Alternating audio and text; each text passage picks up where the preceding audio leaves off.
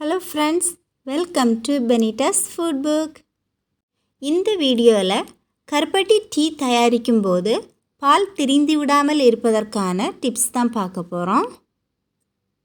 இந்த சேனலை first time பார்க்குறீங்கன்னா சப்ஸ்கிரைப் பண்ணிக்கோங்க. கூடவே பக்கத்தில் இருக்கக்கூடிய பெல் ஐக்கானையும் கிளிக் பண்ணிக்கோங்க. கருப்பட்டி டீ தயாரிக்கும் போது ஃபஸ்ட்டு கருப்பட்டி பாகை தனியாக காய்ச்சி ஆற வைக்கணும். அடுத்து ஒரு பாத்திரத்தில் தண்ணி விட்டு அதில் டீ பவுடர் போட்டு நல்லா கொதிக்க வச்சுட்டு ஆற வைக்கலாம். அடுத்து பாலையும் சூடாக்கி எடுத்துக்கோங்க. கருப்பட்டி பாகு சூடு ஆறி இருக்கணும். பாலையும் டிகாஷனையும் கலந்துட்டு ஒரு ஸ்பூன் கருப்பட்டி பாகு சேர்த்தாச்சுன்னா பால் திரியாமல் கருப்பட்டி டீ நன்றாக இருக்கும். இதில் பால் சூடாக இருந்தாலும் பரவாயில்லை, கருப்பட்டி பாகு மட்டும் ஆறி இருக்கணும்.